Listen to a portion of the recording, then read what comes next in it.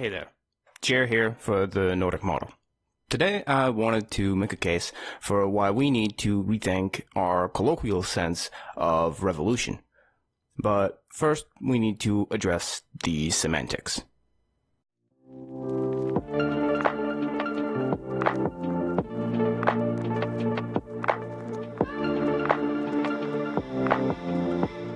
Revolution. Forcible overthrow of a government or social order. Forcible, done by force. Forceful, forceful, strong and assertive, vigorous and powerful. Force, coercion or compulsion, especially with the use or threat of violence. When we hear the word revolution, historical examples come to mind. The American, French, Chinese, Cuban revolutions, all violent. It makes sense that we therefore attach the two concepts in our minds. But that doesn't mean revolution is inevitably violent. Let's do a language exercise. Revolution is the forceful removal from power of a government or social order. Forceful, strong, assertive, often associated with force. But how does force exist? It can take many forms. There's social force, the way we enforce certain standards in our social interactions. Most times it's not consciously performed, but it very much can be. What are mass protests, if not a willful use of social pressure to try and impose certain standards from those in power? There's economic force, the use of market pressure to extract concessions from those in power. What are strikes, if not the use of economic force by employees upon their employers? And there's political force. In the context of a democracy, it can be seen as the use of the democratic process to promote specific policies and candidates, putting in place officials to push the state in a desired direction, possibly changing how it functions forever. What is a mass protest vote, if not use of political force? So we know that force exists in nonviolent forms. The question is, can these forms be used to remove a government? Can they be used to remove a social order? Yes. They have before.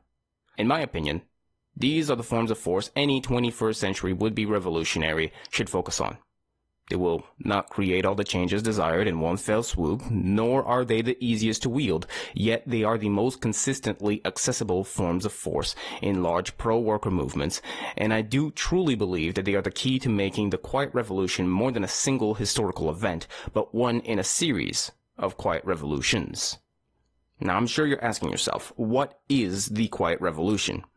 Briefly put, it was a socio-political and social-cultural movement calling for structural change in the Canadian province of Quebec during the 1960s.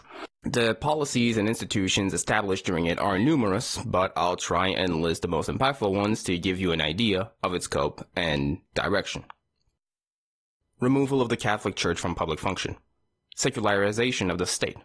Establishment of a healthcare and education ministry, establishment of a welfare state, socialization of healthcare, freezing university tuition to $540 a year for the next 22 years, nationalizing energy production under Hydro-Quebec, corruption, electoral financing reform, massive investment in public institutions and infrastructure, unionization of civil services, establishment of a state pension plan, creation of nationalized iron and steel, mining, forestry, and petroleum companies, creation of a social financing corporation designed to reduce barrier to entry for investing and favor entrepreneurship among the working class, creation of a social wealth fund managing firm, establishment of a labor code designed to enshrine into law, defend, and expand workers' rights throughout all of Quebec's history. This movement, which is responsible for great social and economic development in the province, also resulted in the creation of a distinct Quebecois national identity and the empowerment of French-Canadian voices and leaders outside the province as well, leading to their increased inclusion on the federal stage.